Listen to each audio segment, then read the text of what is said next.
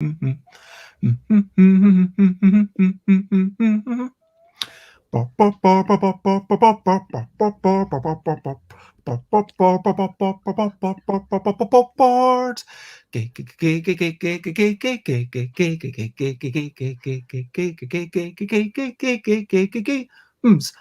games, board games is what we're talking about. Board games and postmortems, we're not gonna shout.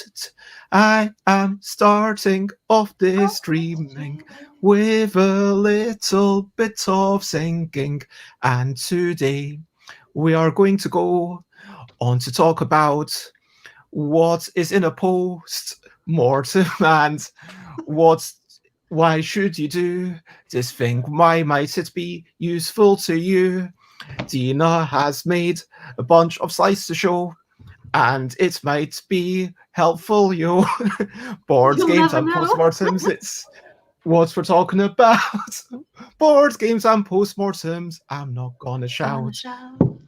Hello, and good morning, good afternoon, good whatever it is, wherever you are. Hello, Odolani, it is lovely to see you. And there's on Board Game Geek, someone thought that Odolani was part of the Stuff by Bez team, which actually makes sense with how supportive they've been constantly for all the game about wee whimsical creatures and trying to identify them after someone makes noises. It is really lovely to have you here. Hello, die rolling. Hi, Well, Anna. absolutely. You can commission I'm so something. Happy you made it. Hello, Yoda. It is lovely to see you. And Jess, who says, hello. Yes, it is me, Bez. And we know it's you. And yes, it is Tina, indeed.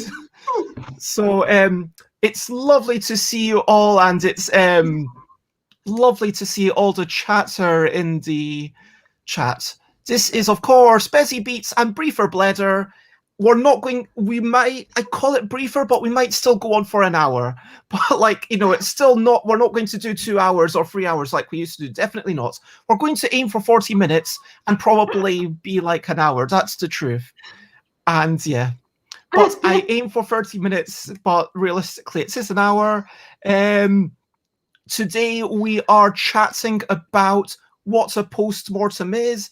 And yeah, Dina, do you want to say anything about this before? It's not about dead things, Hmm. but it is about past things.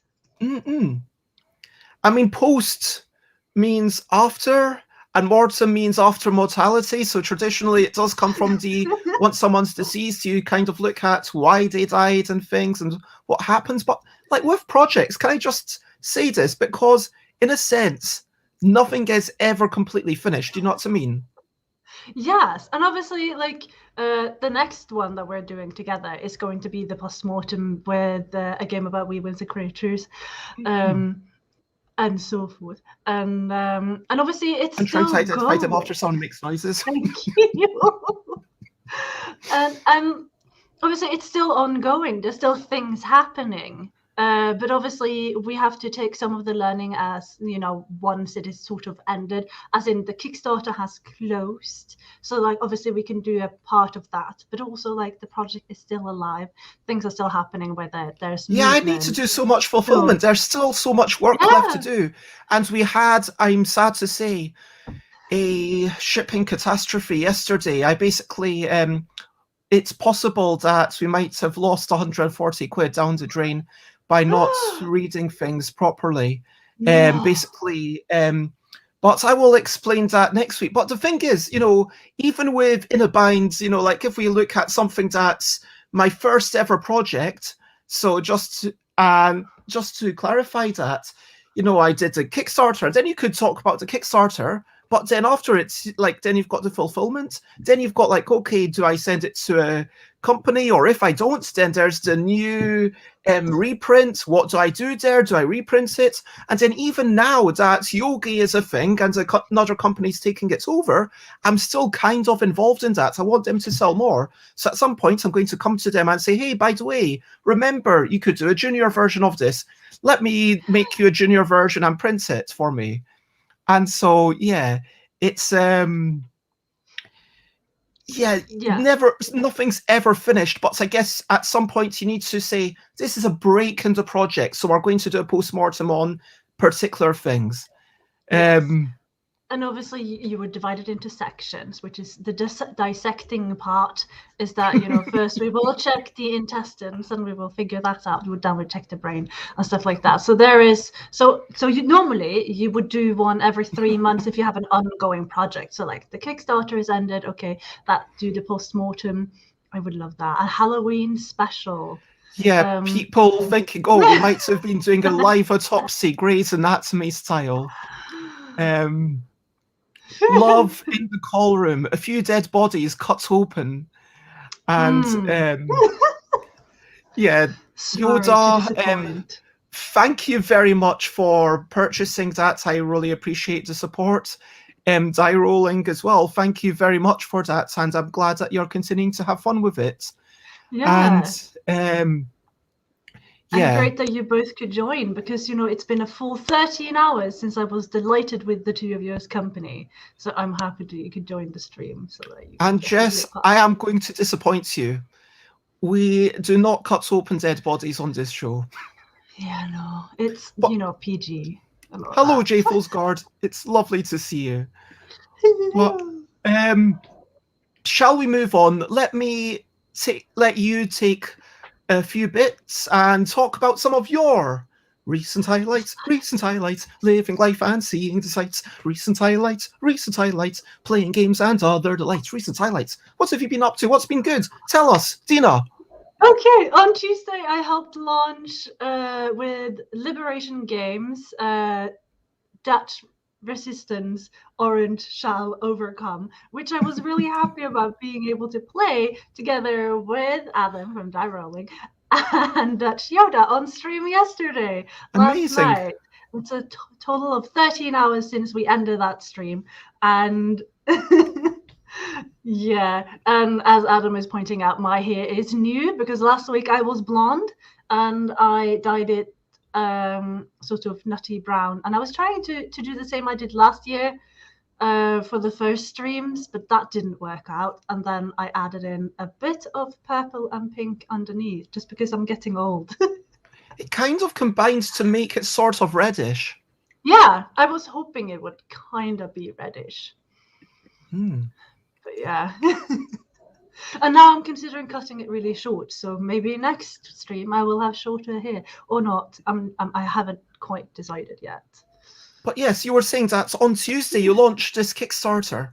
I did! It's so exciting, and we're nearly fully funded. And on Tuesday next week, I have been working really hard with Chris to get Damnation, the Gothic game, up and running, so the Kickstarter launching on Tuesday. So maybe that's where we will do the dissecting of body parts, because that is obviously vampire and very gothic, and I am doing a costume for it, so stay tuned for that. And I'm super excited. It seems to be like a big thing of what you're doing nowadays. Like, you're having so much fun with the cosplay. I loved what you did with Fabricio, and just cyberpunk style stuff, and like some amazing photographs that you got from that. That was so cool.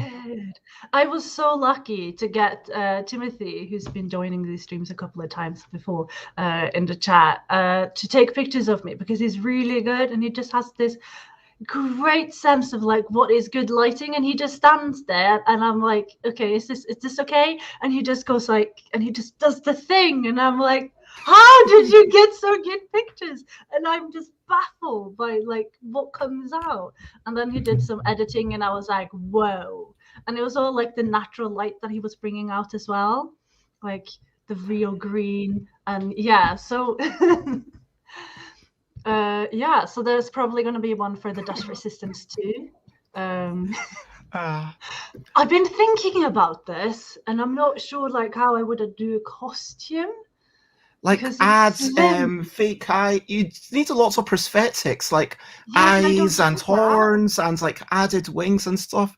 It feels like it would be a lot more effort than most of the other stuff, to be honest. Because as soon as it leaves the sewing machine, it's not a thing that I do anymore.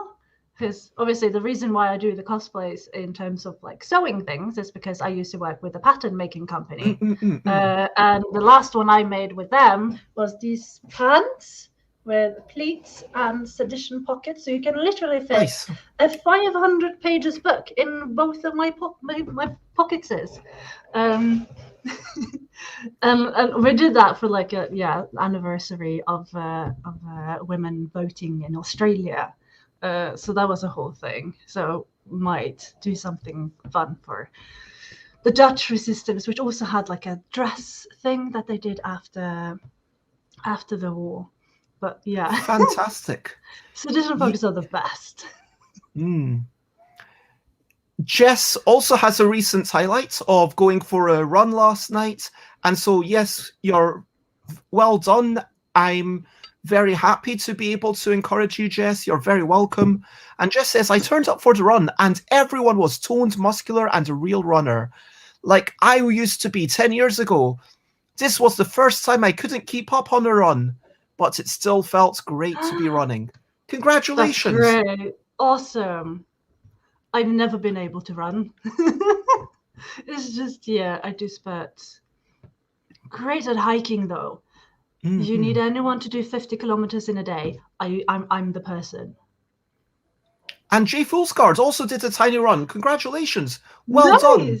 And so, now, can take today off or whatever. One thing I used to try doing is to say, I'm going to exercise either if I want to or if I've not exercised a day before. So it'd be like every other day I kind of try to do some exercise, which is quite nice. And then like if I exercise 2 days in a row, then I know that like the next day I don't have to do it. So it's kind of, and then, but anyway, so I don't get what Adam's saying. Any books that are 501 pages long? Is this talking about women's suffrage?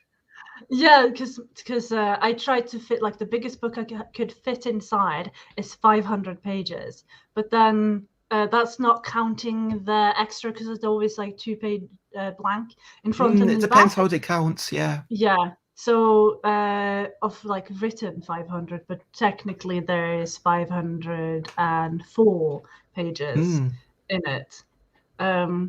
But yeah, I didn't fit my 560 pages book. So somewhere there is the max. Well, that's pretty gosh darn impressive, being able to fit a 510-page book in your pocket. Just wants to encourage everyone, says, I got into long distance running in my early 20s, getting fit through hiking lots in Scotland. So if you're probably fit enough, Dina, to run if you're good at hiking. No, so I am asthmatic, so I can do tiny little spurts of like maybe 2-3 minutes. I think the longest I've ever managed to run was 7 minutes. And then at that point, I'm just dead.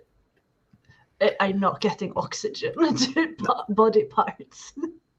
I want to show off these coloured in wee whimsical creatures, which are for the add-ons. So these are the multicoloured ones.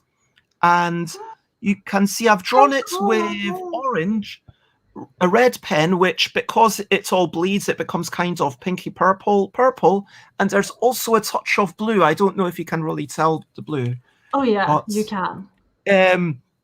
So then there's, I quite like how it's kind of drawn out the shiny metal. I think and like this one, it's more orange. And this one's got a really trippy eye if you kind of look into the center, if I can get it to work. But yeah, that's that one, the angry one, and so and the furry one that's got a bit more purple around, and then and the jumpy one. I think this one goes like ow, ow, ow, ow, ow. Like I kind of think it's making noises each time it jumps. And then these are the ones with more red. So some people ask for editions with more red. I think this goes. Do you want to? I think this will go.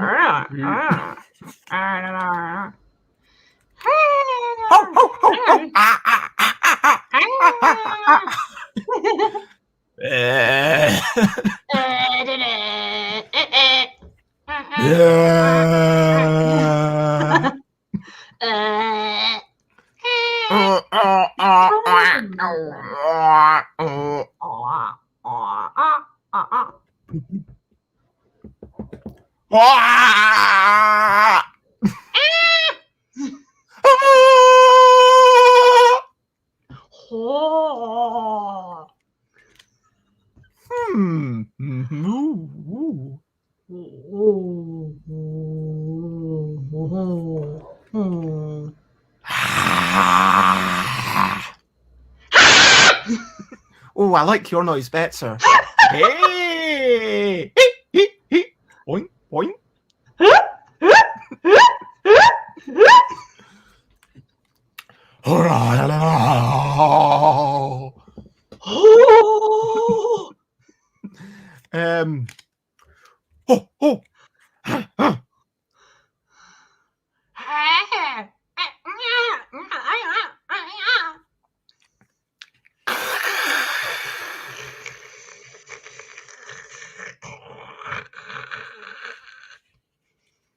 So yes, that is what I did like this morning, and so you can see some of the red ones on my Twitter, and yes, what's this? Thank you very much, J Fool's Guard. That is really kind of you. Dutch Yoda says, my little Bible has 1,200 pages. That would easily fit in those pockets. It's just the thickness of the paper you use. That is absolutely true. Thank you very much. Yeah, Die Rolling, you're so lovely. And Jess loves all your great noises. Best ASMR segments ever. I liked your exercise tips, Bez. I went into the pool today to stretch out my sore muscles, but didn't swim much. Maybe tomorrow I'll have a bike ride. Yeah, I was talking about just allowing yourself to do the absolute minimum. You don't have to do much. And yeah, was this in the job description? No, definitely not. Well, I'm glad to hear that, Yoda. Thank you very much. But I think that we should move on because we are already kind of on road to overrun.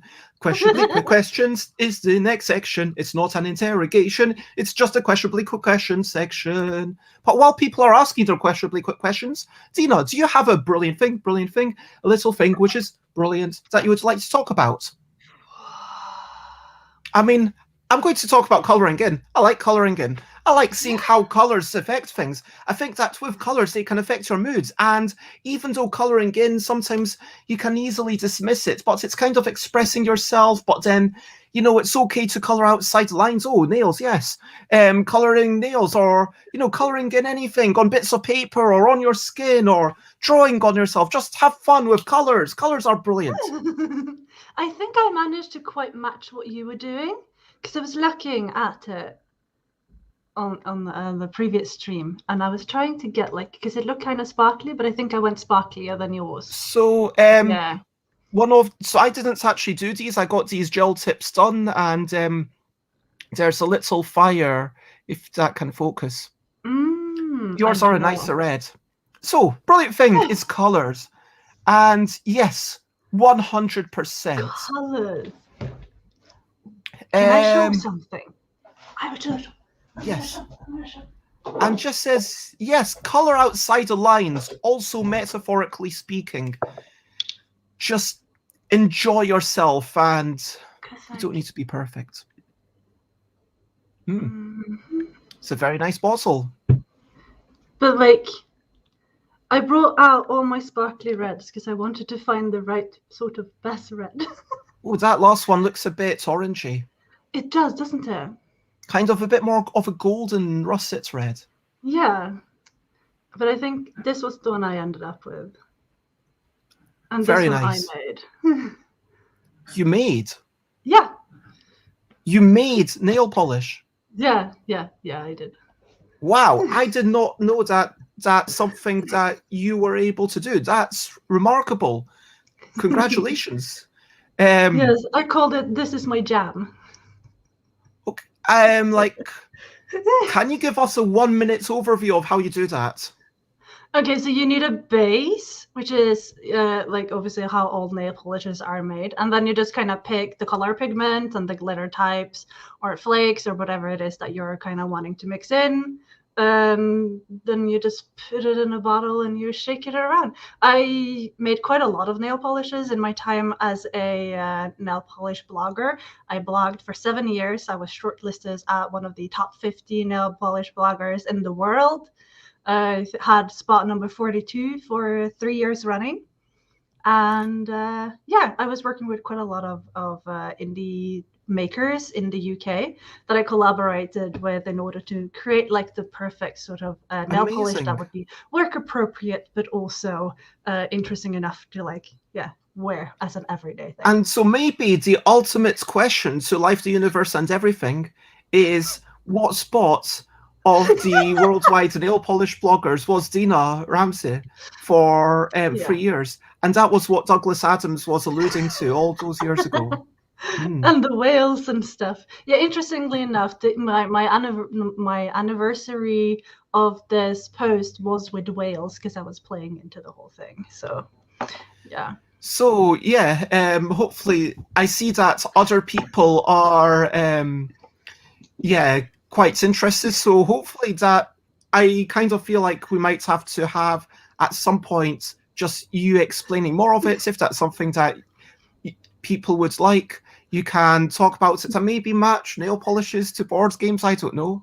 I've done that before, actually. I have a couple of posts on my blog, which is like, hey, look at me matching nails with like this character from this game, or this like almond shapes from when the World of Warcraft game came out. There was a picture there with a leash was having black nail polish with a bit of sparkles in it, and then I created a nail polish that was exactly like that, and then I took a picture together with like, hey, I'm nail polish buddies. So yeah. I also did Carcassonne nails for quite some time too. So oh, that does sound very exciting.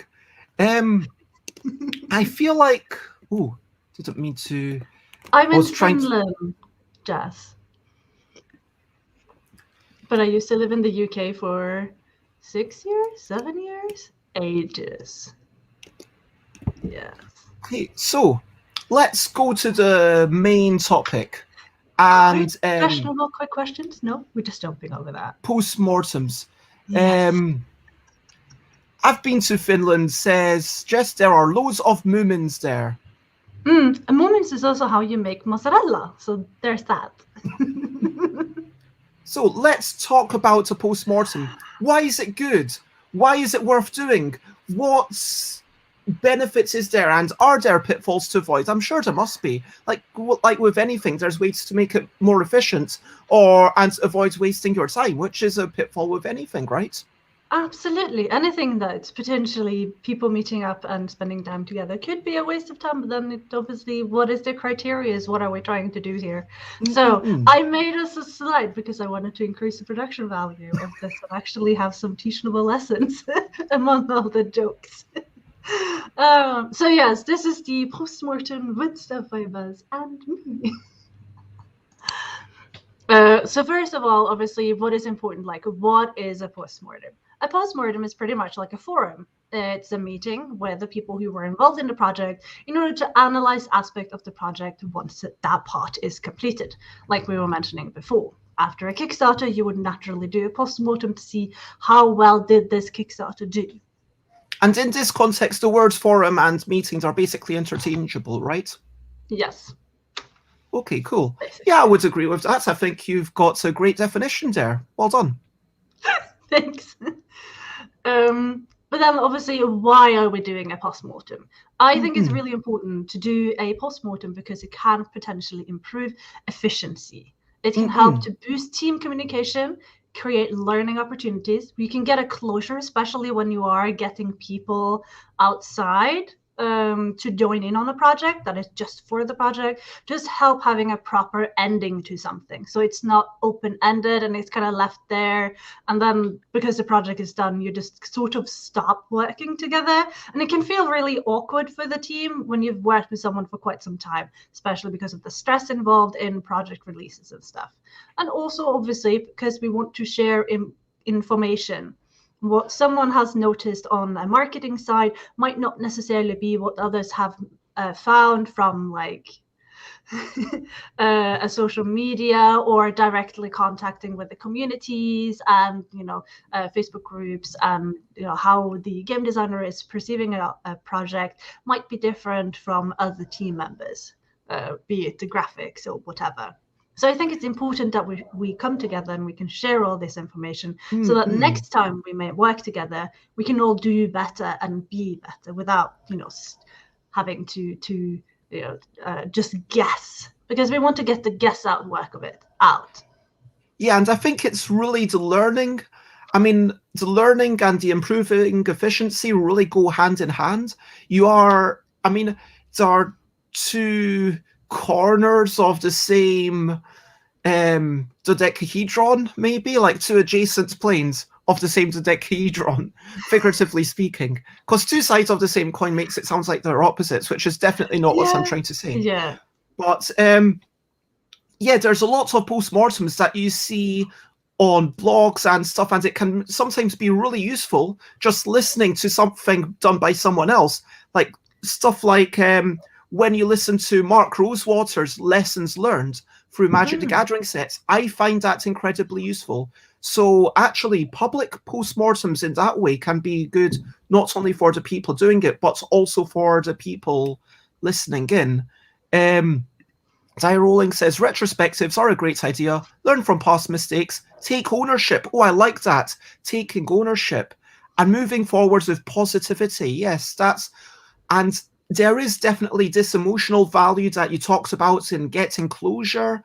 With boosting team communication. I feel like the other things are clear to me, but is it boosting team communication basically because you've got to focus? Is that the key thing that you need? Like, you need to have some sort of schedule.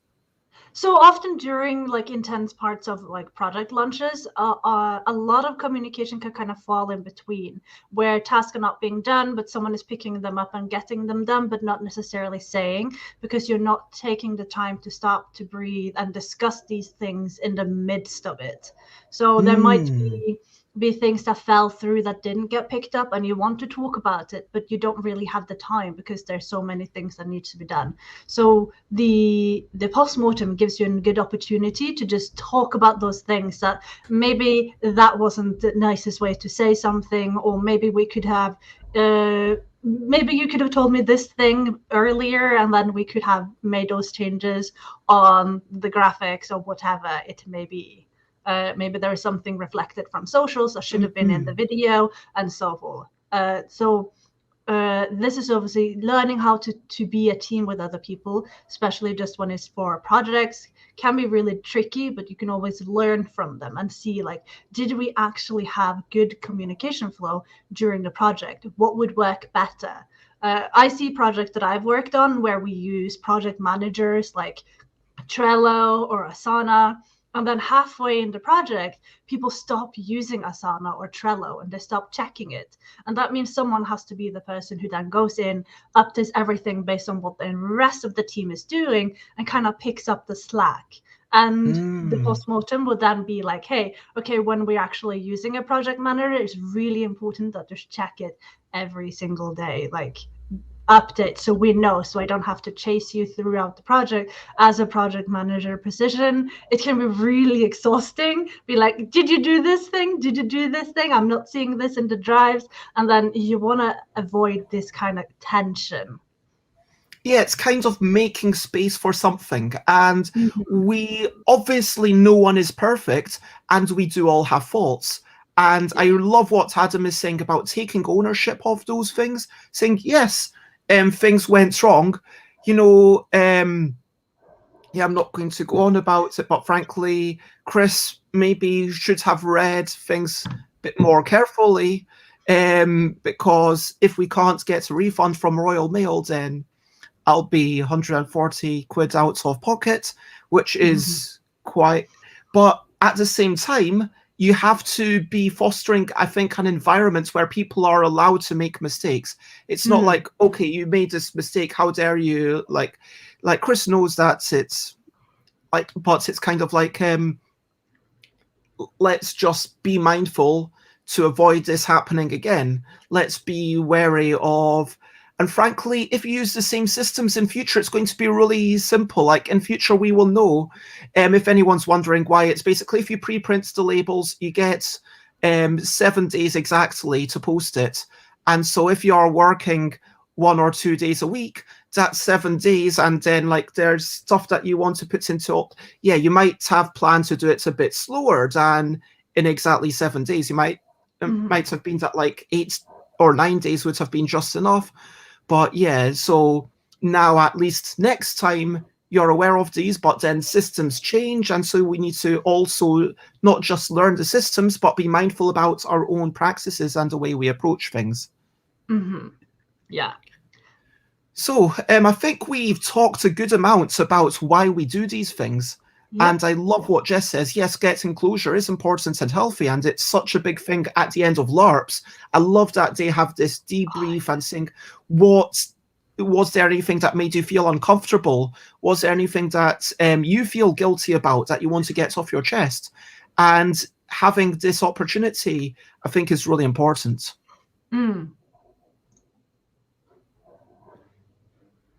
So what do you do during a postmortem? You would define the process. So like, what can we repeat? What should we avoid the next time? What should we do more or less of? And also, what can we try next time? So maybe we avoid using Asana. Maybe we define that we will use more meetings and less emails, for example. Or maybe we do more emails and less meetings. It all depends. Maybe we find out that we want to try using more stories for social media, or we want to use more video next time. Or maybe we want to have more graphics on the Kickstarter page and less updates, or maybe more updates. And then also we look at what did we do that seemed to work. So for example, with the one that we recently ran with the We Whimsical Creatures, is obviously what we would do again is to repeat the stories, the competition, the elimination process really worked for us and people loved it. So obviously that's what we would continue to do. So that's just look at everything that you did and try to quantify it in these sort of 4, like, where would you put it? Did it work? Did it not work? Why didn't it work? And is there something that we can change to make it work next time? And then write it down and put it under the try, so that we know we can just pick up this sort of, so what we're basically doing is creating a baseline for the new project. Going back to what you were saying before, I think there's definitely a strong aspect of thinking about the past, but also applying it to the future. It can't just be, this is what's happened, but any lesson that is learned in the past, I mean, unless that's literally the last game you're ever going to make, I mean, in which case, frankly, even some of those lessons might be applicable to your general life. But I'm going to give a quick share of Mark Rosewater's States of Design. And these are really interesting annual articles where Mark Rosewater writes an article and it's, okay, this is what went well. Highlights and lessons for every single set. Highlights and lessons. And I think I really like the ownership that Adam is talking about there, where, yes, we did things well. This is what we can repeat. These are the lessons. These are things to avoid. And through those things, we get the more or less that Dina's talking about. And I love, when I'm playtesting especially, I love to sometimes do what I call a crazy change. Like, it's sometimes a change that I don't think is going to work, but just by trying it, you learn things. Because sure, you need to think about what's the downside of trying this. Like, if it's, hey, let's try an advert that costs us $2,000, well, let's probably not, unless unless $2,000 is basically nothing for us, because maybe we're Hasbro, in which case, yeah, for Hasbro, that seems like a reasonable, why not? Let's try it and then learn from it. But as a person who's going to a playtest meetup and, okay, this is a 5 minutes game, what does it cost me? It costs me about 10 minutes, 5 minutes to play the game, 5 minutes to ponder it. And through those 10 minutes, I will have learnt a lot. And it just shows me what the game could be about. Like, sometimes just try something completely different, even if you don't think it'll work. And yeah. So, sorry, just to add on to what you're saying. Absolutely. That's a good tangent.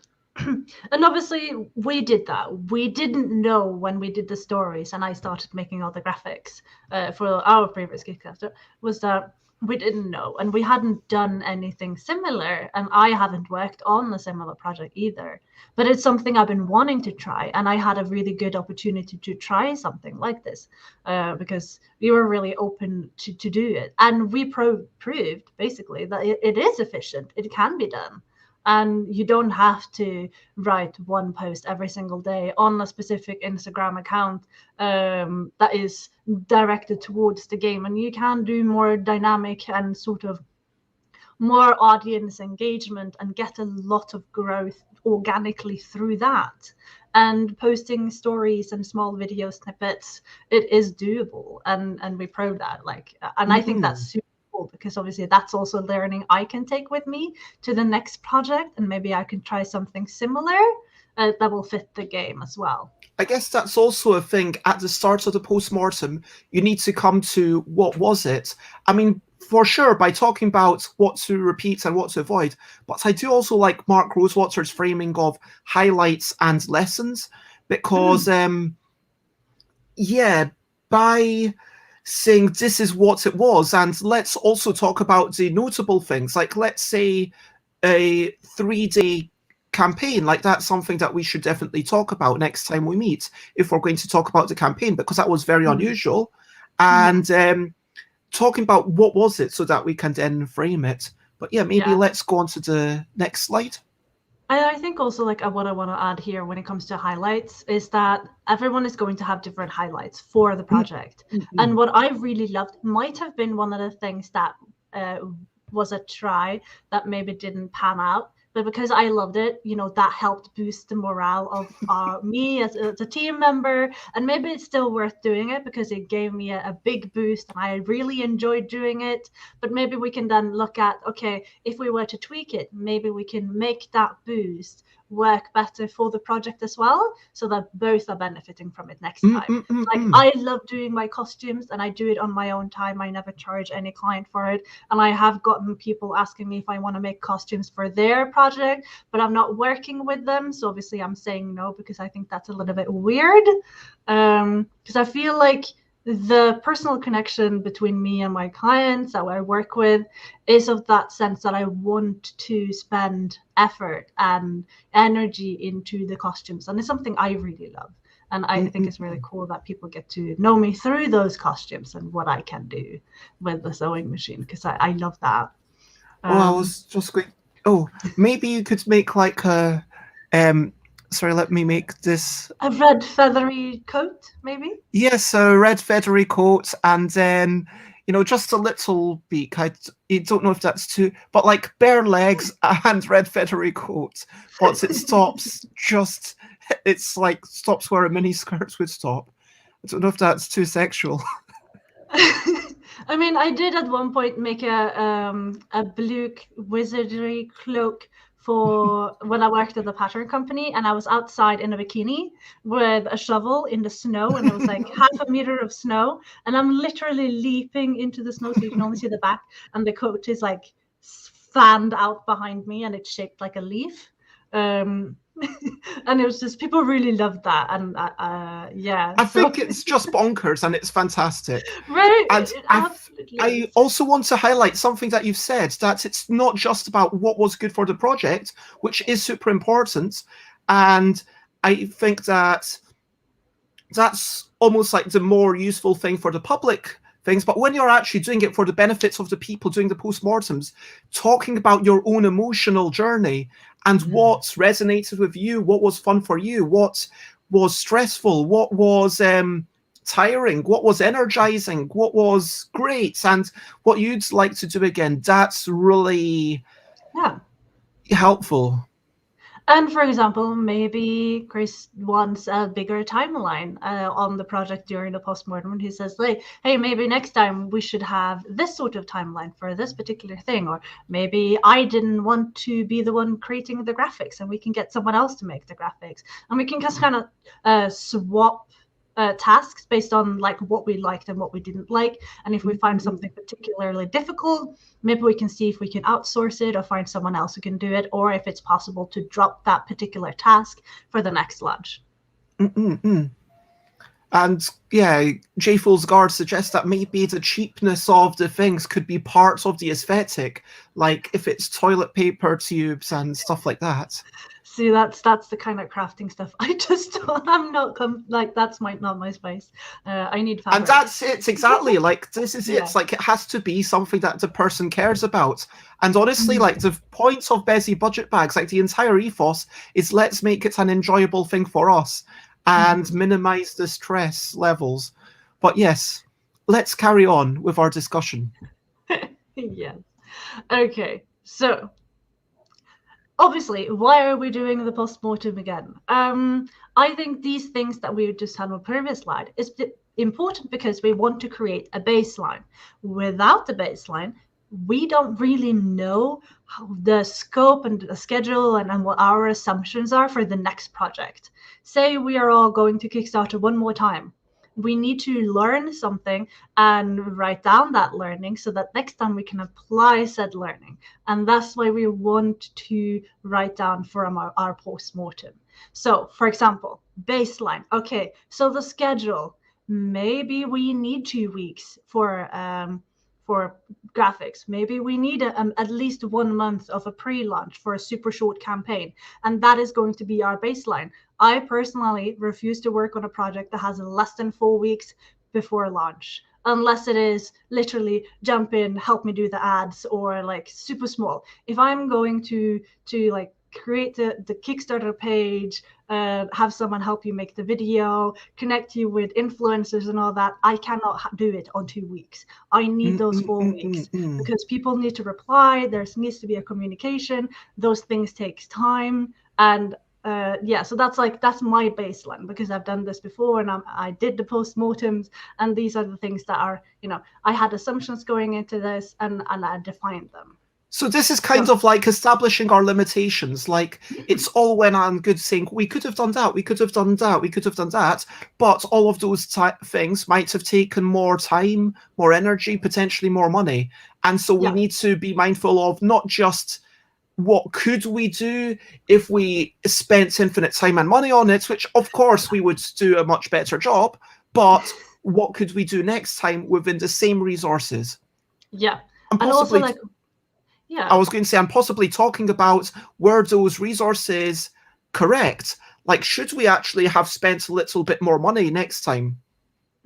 Maybe, maybe not. I mean, that comes in on the assumptions. And also when it comes to, so like, what was the scope? Like, I think someone mentioned in the chat here, was that a part of your job description? No, it was definitely not because it wasn't written into the scope. What we now know is that maybe the scope of my task is to also be really good and practice my sound making skills. And that will then be applied in under scope for the baseline. We need to work with people who can make funny noises and are okay with being awkward on the stream and live stream all these funny, weird noises. And maybe that is something that is important. And if it is, then obviously write it in under the scope. So when you're trying to work with people, it needs to have a scope of the project, like define the work. Yeah, and these things aren't things that everyone can do. True story. I'm not going to name names, but I tested it with Company E, who approached me, and in Company E, like, it was, I thought that they didn't like it at all, because after I made a noise and I said to the person, okay, now would you like to make a noise? Because I wanted them to get a sense of what the game was like. And then they kind of paused for about literally maybe even 1 minute, and then the other person was saying, oh, just make a noise. And then eventually they made a noise, and it was like very short. Because they come from a different culture, they're like maybe not happy making a noise, but we actually managed to get it. And then the next person did also a very short, very quiet noise, but it was like came within like 5 to 5 seconds, I don't know. But it's just interesting how some people are just so shy about and withdrawn almost. Maybe that's a bit harsh. And if you are watching in person, that I've had a meeting with at least 3 people in the past week, so it doesn't mean that I'm talking about you. But if you feel like I'm definitely talking about you, then I hope you don't mind, because I didn't even mention your name or anything. No, shout out for awkward people. Yeah, and obviously during the project, we also have a bit of a tangent on Twitter about permission to play. And I think this is important. And I think that's also something that fits in under both the scope and the assumptions of the project that we worked on. So in the future, we would have to ensure that, we're taking these things into consideration. So having difficulties getting the noises out of influences, or like having that comfort level, that means maybe we have to give them an extra day to filming just to make sure that they can be comfortable, or maybe we need to play test it with them to just start that permission to play, or be more mindful when guiding. And yeah, for sure, it's just the nature of the game, and every project is going to bring its own things. Like if you're working with a word game, it almost feels like you have to be good at words, frankly. Yeah. And sometimes I feel really conscious when it comes to like how good I am at words, because obviously English is my second language. While I have lived in the UK, and English is my primary language of communication nowadays, and has been for nearly 15 years now, it's still that sort of small, oh, but what if I make a mistake? And going on streams with Bez that I've done previously where we had word game, I feel really conscious about like performance. But I also know from my background with role-playing games and the whole concept of permission to play is that failing, as long as you can fail forward, is also a good thing. And just being honest, with yourself. Apparently, Odolani makes crazy noises that are existential expression of themselves when they're channeling themselves through the creature, and I love that. I love that. That's amazing. I remember when Peter Blankhorn played it at UK Games Expo. That Peter just got into it, was just basically screamed into the void for a few seconds. And it can be really good too to just let it out, express it and just release those sounds. And obviously I'm the kind of person who would just make random noises with my kid, and we sing silly songs, and I do make a fool out of myself intentionally on the streams, because I know that that's gonna lower my sort of expectations for myself in order to be like perfect. And that is something I struggle with, and because I know that is something I can quite easily sort of work with. But if people work with me and they didn't know that I can get super conscious about the copies that I write or the graphics I make, it can be really difficult. And that's where, assumptions is that I might not have those things. Or someone else that you work with might not be insecure about that. And I think it's going to be really important to also talk about. I mean, one last thing before we go to the next slide. Like, one assumption might be that everything needs to be perfect, but like the truth is that people do forgive that kind of stuff. And like with Chris and Layla running the LDEC Twitter, sometime at the start I was maybe, oh no, they are sometimes doing typos and I really hate that. It kind of reflects badly because, you know, it's meant to be a word game and are occasionally getting a word wrong, and Layla's not even, you know, their first language isn't English. But then it's like kind of people understand that and people appreciate that it's just an individual. It's not like this perfect robot who's doing the things and it's always perfect. It's someone saying, oh, that's a new word to me. Thank you for introducing me to it. And it's like, yeah, it's like, you know, we don't know all the words. I mean, I might know more words than Layla, but I don't know all the words. And you know, none of us know all the words. No one. And so, like, occasionally it's like, yes, this person, there's one person, Joseph Kelly, who's becoming like the new world record at all the games. They beat my world record, which I was quite excited about. So I'm no longer the world champion at Extendable, so I need to change those rules one day. But I agree, I don't know all the words, Jess. You don't have to rub it in. And yeah, Jess says, I've got to, you know, there's a limit to stuff. I mean, you have got to care about the spelling somewhat but if you make occasional mistakes, then it's just the result of you being human. I'm not sure I would want an anarchist speller who doesn't care about spelling at all to be on the LDEC Twitter team. That seems a bit much.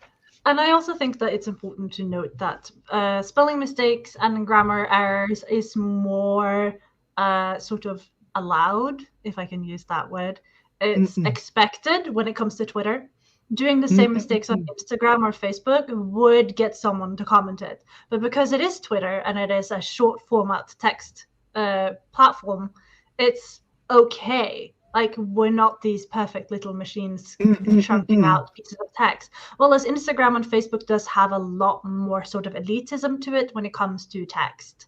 And I think that's interesting to note. And obviously here in this case, they are using Twitter, where this is okay. Maybe not the best person to have on when it comes to running the Facebook groups and running community in like Instagram and stuff like that.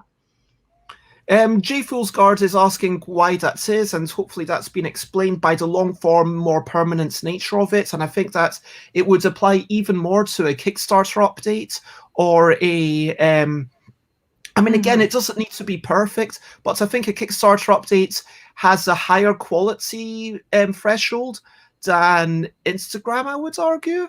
I don't know if you, and then like an mailing shout out, I think you need that to be like super professional if you can. J Fool's Guard asks, can you edit on Facebook and Instagram?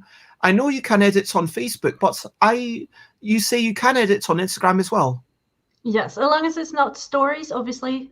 Stories and highlights cannot be edited, but post to feed can be. So Reels and IGTVs cannot be edited.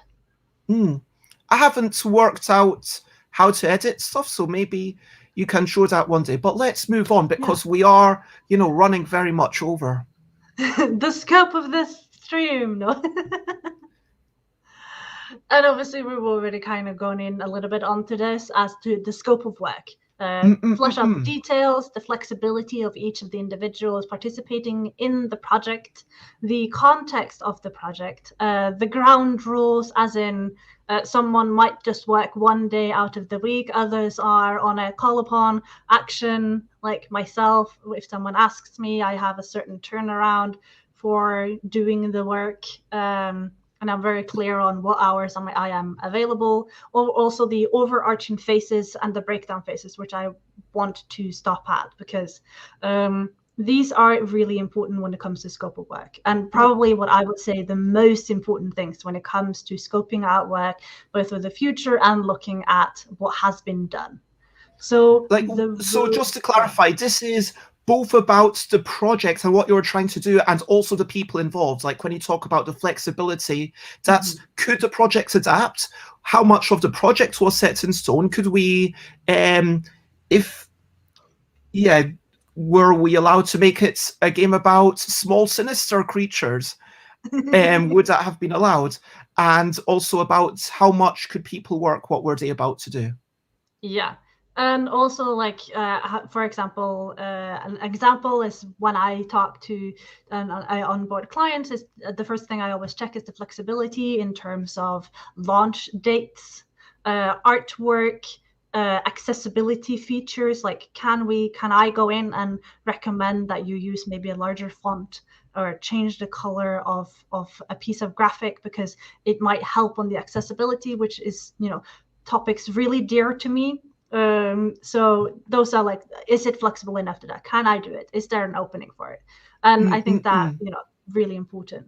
But these needs to be fit in within the overarching phases and the breakdown. So the overarching phases is basically your roadmap. And we've already had a full stream about how to create a roadmap and what the roadmap does and all that last year. I think it was, or earlier this year, which is basically like you have a 3-month launch period, pre-launch period often, or a month, which we had. And in that time, certain things need to be done. Say you're working with BackerKit, you have to announce to them and chat to them minimal 6 to 4 weeks prior to launch. That is the flexibility, the 4 to 6 weeks before launch. And we know in this time span, we need to do that. And if not, that's out of the question. We cannot do it anymore after those 4 weeks. Impossible.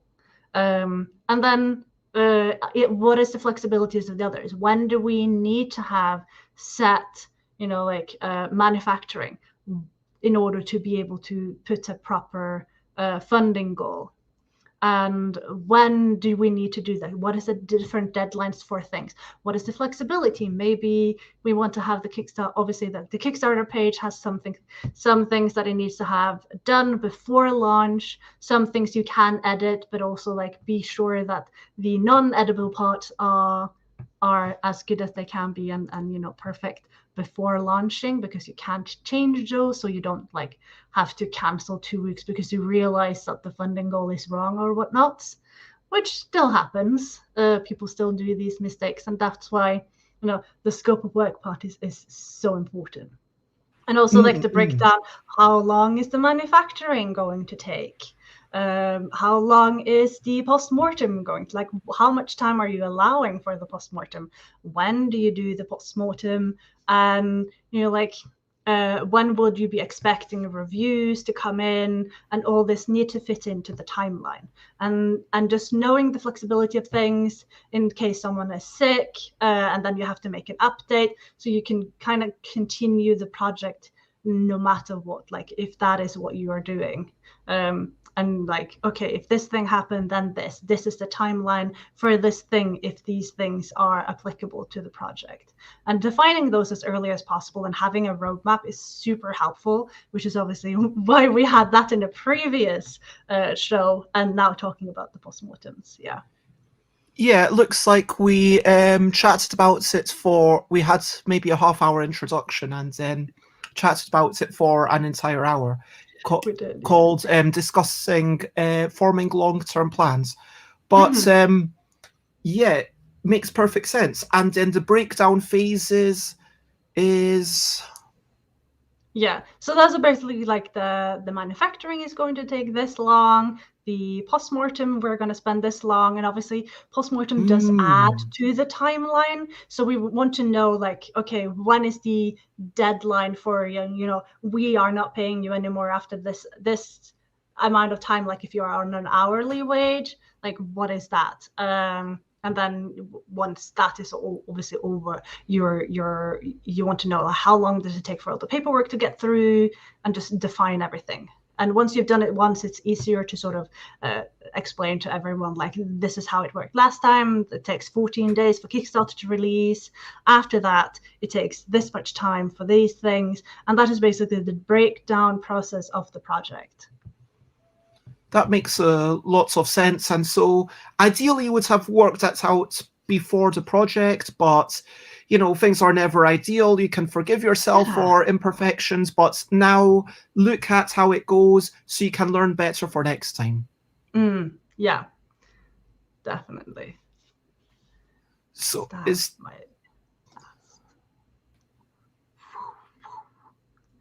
what do you do it? Once you've defined your scope of work, what do you do it? You share it with everyone in the team. You use it because there is knowledge here. The post-mortem, like we were watching on the blog post, you want to share it with other people and you want to use it for your next project, or maybe someone else has made a post-mortem and you can use that to better shape your own scope of work. You should own up to it, take ownership of what you learned in it, do better on the things that you noted that you need to do better, or change the things that you noted needs to be changed, and also measure it. This is more like one of my favorite things, which is to look at the data and apply the data to what we had in the post-mortem and be like, does the data support these changes? Does the data support the tests that we did? And how does the data reflect the things that were like our favorite parts or our assumptions? Measure it.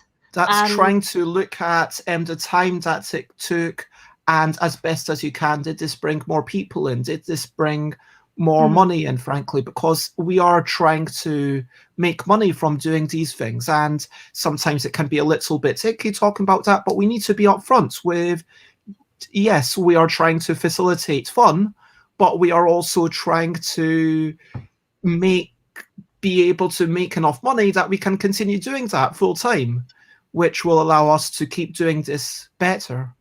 Yeah, and also in under measure it is the cost that it took in terms of time and money. Was it worth it? When the project is over and everything is being fulfilled and you're doing that part of the postmortem, was it worth it? Did the project bring in enough joy, cash, whatever is the important thing of your measurements? Was it worth it? Is there something that you absolutely hated about it that then ask for help next time, so you don't do that thing that completely exhausted you and had you laying in bed for a week because you couldn't do anything. Yeah. And I think it's really important for as a part of the scope of work to also have in the ask for help, because so many people just don't ask for help or have problems asking for help. And I think once we've done the postmortem and with your team, you're kind of already being able to point out the pain points of the project. And this is a really good time to also tackle the asking for help, because you already have this forum and it's sharing. You need to be responsible for your own well-being to some degree, and you need to be willing to reach out to others. It can't be up to others to recognize that you need the help. You have to be willing to tell them. Yeah. And that's also why one of the things that I say is as often as I do, it is, I am happy to help. When Bez's laptop stopped working and it was in the hospital, for 10 days, Bez reached out to me, asked for help. I wrote an update saying, hey, the laptop is broken. This is the thing that is happening. And I don't really often get asked for help. I'm either asked to do everything, sort of lump all the work to me, but you'll just handle from the get-go. And then I always try to make sure that the people I am working with, there might be during the process things that they might not want to do or need help with extra. So I'm always trying to make really sort of known that I am actually here to help you. I am as much of a mental support as I am a Kickstarter consultant. I'm not just, I'm not just sort of a contractor. You're not just paying me for doing the thing, but I can also help you with other things to lessen the load, and you can get out of the project with a better mental health than others would have done otherwise. Yeah, that sort of thing's super important. I like how you're making it again about the human-centric focus. But and yes. I think that's, obviously I'm in marketing, so it's all about the people. It's all about how we're talking with people, and it has been the focus of most of our talks. It's like how to people the people, basically, and how to be good people to the people around you. So yeah, ask for help, or also, like for others, offer help when you can. And what is next? Is that everything? That was the last slide. That was, the postmortem with stuff by Bez and Dina. Thank you very much for being here, Dina. It has been a fantastic chat. And Stream Elements reminds us, yo, it's stretching time. So remember to get up out of your chair if you're just watching, maybe do a wee bit of stretching, and however you want to do it. At this point, I do like to turn it over for a couple of minutes. Not too long today, but it's over to you. What are you up to? You can share, but only if you want to. So is there something that you are looking forward to, hopes or ambitions, or do you have very quick questions that you would like to ask at this point? Because if you had a question, it was running along the bottom all the way through that respectful questions are allowed, but just in case you didn't see that, but if you want to talk about yourself, now's the time. I am going to be working with Chris to get a bunch of things into envelopes, and then, get them all to the get some stuff to the post office today. And that's the main priority. We're also experimenting with different categorical things, and we'll be doing other stuff. But that is the main focus of what I'm up to today. How about you, Dina? I am working on a branching story for the Kickstarter updates for Damnation Gothic game. And I started on it yesterday, which some of you might have seen on the Instagram. If you're wondering what is happening, it's going to be a full-fledged out choose-your-own-adventure styled story written by me. And if everything works out and if people really like it, there will be an actual choose-your-own story that people can read afterwards. Fantastic. Yeah, that's a really nice... Oh, I should do a choose-your-own-adventure story next time. But... I want to say thank you, Die Rolling. I'm glad that you got value from it. Yoda says the 40-minute time limit, that was just a guideline. Yeah, it kind of is. I mean, it is a little bit longer than ideal, but at the same time, you want to give the topic as much time, and it would have been a shame if we just said, okay, that's it, we're going to stop halfway through. Possibly I should have been a wee bit faster at the start, but just says, marking essays. I was quiet because I had to work whilst watching this show. Well, I hope that your students are all happy with their grades. I hope you have a lot of good, what's the word I'm looking for, mentoring going on with your students, and you're nurturing them well. Jay Folsgaard says, how many people were you on this project?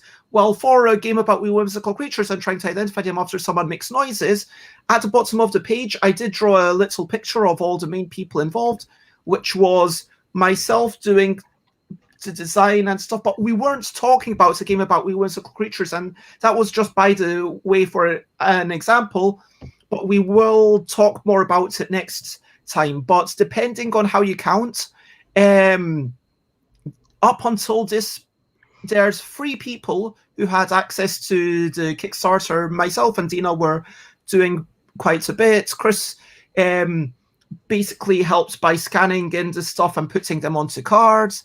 Rob is doing the printing, and Jason helped in supporting it at UK Games Expo, but then wasn't really part of the Kickstarter itself. Jess, if you want to rest, I would urge you to finish your marking first, but if you need a 5-minute break, what works well for you. You do what you need. Die Rolling is very much looking forward to the Damnation Gothic game Kickstarter launch. They all wrote essays about gender-neutral toilets. That sounds like a very good topic to give to your students. I like how Jess seems to tell their students to write about very interesting things. And we're doing an Arkham Horror card game playthrough on Halloween, thanks to Chaos Card. So that's exciting, amazing. That's so exciting. And Adam wants to say was awesome work from you. Thank you. Just says the show was a good length. You did a good job. So did I. Some of the students might cry, but most of them have done well. Oh my gosh. Are either of you doing anything for Halloween? Perhaps an actual, literal post-mortem? Personally, Halloween is Sunday. I am having people over for games, and that's it. I'm not planning on going out for Halloween festivities, to be honest. I might go out on the Saturday, which is technically the 30th, but that's when most Halloween festivities will potentially happen. So I'll see if something special happening that I feel safe going to. How about you, Dina? I'm going to watch the Halloween episode of Paw Patrol with my kid because he's with me this weekend. And yeah, we have a chocolate egg with like a zombie on it, which he's really excited about opening. And some other like Halloween themed candy because we didn't do Halloween last year. So this will be his first sort of Halloween-y thing. But he still thinks ghosts are kind of scary, but he thinks zombies are fun. So we'll see. They'll probably play Zombie Dice because he loves that game. Nice. That is a fun game. And Jess says that whilst Jess influences everyone and has to approve everything, the students did kind of choose a topic themselves. So that is quite fun. Jess has a small party just for women. There's 12 of us. Jess is going to be a cat. Nice. And apparently Bangkok has a lot of ghosts. So with that, I think that I'm going to recap and wrap up before we finish up. Well, Dina talked about Kickstarters. I showed off a bunch of cards that have been colouring in, I should say. We talked about what a post-mortem is and why you might want to do it. It's not just about learning from the past and putting things into practice in the future. It's all about getting the personal closure. It's all about the personal, humans involved as well. We talked about what it is, talking about the, I can't remember the way you phrased it, but it's like good stuff happened, bad stuff happened, maybe we want to try stuff next time, do more of this, do less of that, and then let's think about it, let's think about the scope, let's think about what that all means. What were people capable of? Where was there a mismatch between what we spent, time, energy, or money, and what we actually got out of it? And then we finished up, and I said that I'm going to be doing more of this, actually putting them into envelopes, and Dina's going to be working on Kickstarter stuff, and people are having fun for Halloween, which is fantastic. Yay. And nope, that's it. So for lots of love, firstly, if you want to check me out, I am in all the places basically as Stuff by Bez. Dina, if people want to check you out, then how would people check you out? Okay, so I am Dina Said So, one on Twitter, Dina Said So on Instagram. You can also find me as Marketing with Dina on Facebook or on my website, which is marketingwithdina.com, where you can see every single project I have worked on, what I did on those projects, where I'm actually specifying exactly what my tasks were, so in case people are curious and want to know my capabilities. And yeah.